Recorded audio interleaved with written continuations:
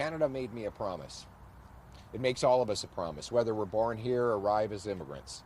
If you work hard, you get a good life. That anyone from anywhere can do anything. That hard work gets a powerful paycheck that buys affordable food and homes in safe neighborhoods. And that promise, like everything else, is broken after 9 years of Trudeau and the NDP Liberals. Most of all, he broke our immigration system. Today's immigration flip-flop is a massive admission of failure by Justin Trudeau, an admission that he's not worth the cost or the corruption. With his own MPs working to throw him out, and less than a year from the carbon tax election, Trudeau has suddenly admitted that radical, uncontrolled immigration and policies related to it are partly to blame for joblessness, housing, and healthcare crises. In fact, let's remember, after 9 years of Trudeau, we have 1 in 10 Torontonians lined up at food banks. We have 1,400 homeless encampments across the province of Ontario. 2 million Canadians have to go to a food bank every month. Scurvy is making a comeback. We have the worst economy in the G7. Everything is broken. And his immigration minister admits that immigration is out of control after 9 years of Liberal policies. They increased population growth by 200%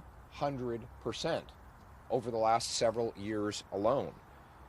Now, Trudeau called anyone who disagreed with these radical policies racist. Now he's the one cutting immigration to pull back on the disastrous mistakes that he made. But worst, he destroyed the best immigration system in the world. A system that had a common sense consensus of conservatives and liberals for 150 years. Immigration was not even controversial before Trudeau came along. How did he do it?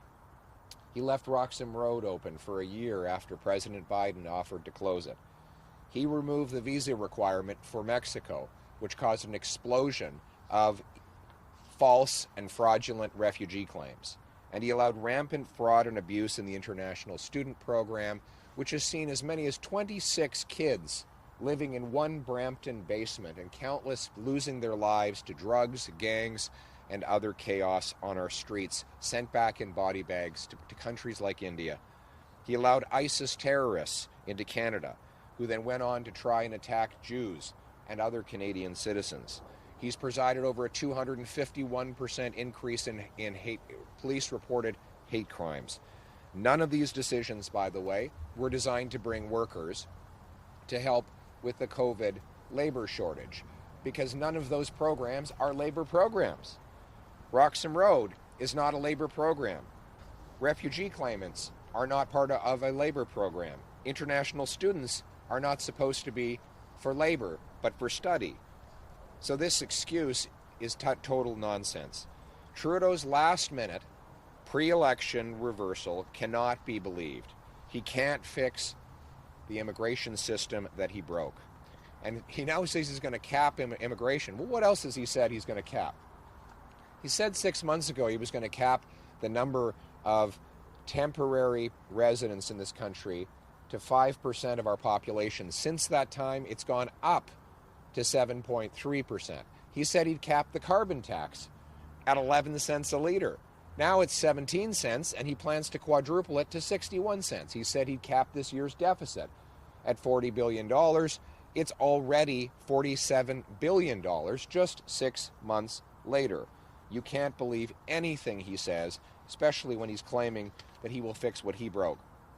Common sense conservatives will fix what Trudeau and the NDP Liberals broke. We will restore the best immigration system in the world. We will stop the illegal arrival of false refugee claimants by securing our borders, our ports, and our airports. We will end the abuse in the temporary foreign worker program, the international student program, and the refugee program. We will cap population growth so that it is always below the growth in housing, healthcare, and jobs. And we will, speaking of healthcare, we've got 20,000 immigrant doctors, 32,000 immigrant nurses in Canada today who cannot work because they can't get a license. We will create in the professions, what we did as a country in the trades 7 decades ago. We will create a national licensing standard. Provinces can voluntarily adopt a blue seal, so immigrant doctors and nurses can take a test, prove they're qualified, and get to work reducing those wait times in our hospitals. We will screen people coming in to keep terrorists and criminals out and allow law-abiding people into our country. And when they get here, they will see that the Canadian promise is restored. A promise that anyone from anywhere can do anything, where it doesn't matter where you come from, it matters where you're going. It doesn't matter who you knew, it matters what you can do. A country where hard work gets you a powerful paycheck, that buys affordable food, gas, and homes in safe neighborhoods. To do it, we will have a common sense plan to axe the tax, build the homes, fix the budget, stop the crime, and repair our broken immigration system. Let's bring it home. The announcement this morning said that they're going to cap permanent residents, but they're going to draw for the coming years from the temporary residents that are here. People coming in on the temporary foreign workers program or the student program, they wouldn't necessarily be passing the point system that we've used for decades. So I'd like your thoughts on that, and also, are they able to make these changes when the legislature has effectively been shut down for weeks and it shows no sign? Is this just a regulatory change as far as you know, or do they have to put it through Parliament? No, they won't do it. And yes, they do need to put these changes through Parliament.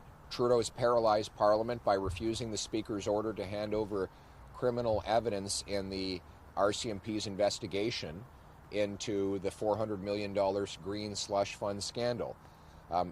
As for the people who've come here as international students that Trudeau let in record-smashing numbers without housing, jobs, admissions letters to real educational institutions, or money to pay their bills, I don't know what's going to happen to them. He claims he's going to be kicking some of them out.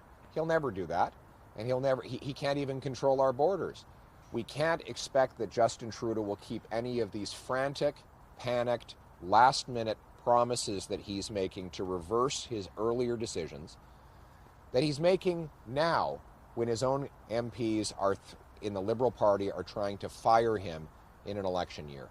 He is a panicked, incompetent, failed prime minister who is not worth the cost, the chaos, and the corruption. Mr. Poilievre, would you lower immigration levels beyond what the government's announced today, and if so, by how much? Well, if you want to know what we're going to do, look at what was done in the 150 years before Justin Trudeau. We had the best immigration system in the world. Just 9 years ago, we had a housing surplus. We built more houses in 2015 than were necessary to house the new people coming to the country. It's hard to believe. We had one home for every 1.5 new people, and that was a housing surplus. I was housing minister. Why? Because we had a controlled, common sense immigration system that had worked for a century and a half, and Justin Trudeau came along and with reckless abandon totally demolished it. We will reverse the reckless, uncontrolled approach that he has brought and bring home the common sense system that worked for a century and a half. Is there a number, though? Is the answer in French as well? Is there a level that you're looking at specifically beyond today? Or yes, we're going to link the number of we're going to link population growth to the number of houses, the amount of health care, and jobs that are available. So we will have a mathematical formula that ensures that we never grow our population at a faster rate than we grow the availability of jobs, homes, and health care. Yes. Have you had any conversations with disaffected Liberal MPs about them starting to vote with the opposition or crossing the floor? I have had conversations with numerous Liberal MPs. Some of them say that they're worried that the carbon tax will cost them their seats and that they want to vote against Trudeau's radical plan to quadruple the tax to 61 cents a litre. Some of them might even be willing to vote non-confidence in Justin Trudeau if that issue comes up again. Obviously, the next election is a referendum on Trudeau's 61 cents a litre carbon tax, and countless Liberal MPs have told our caucus that they're terrified they will be demolished by voters at election time if they vote to cripple our economy with that tax. Thanks, everyone. All right, thank you.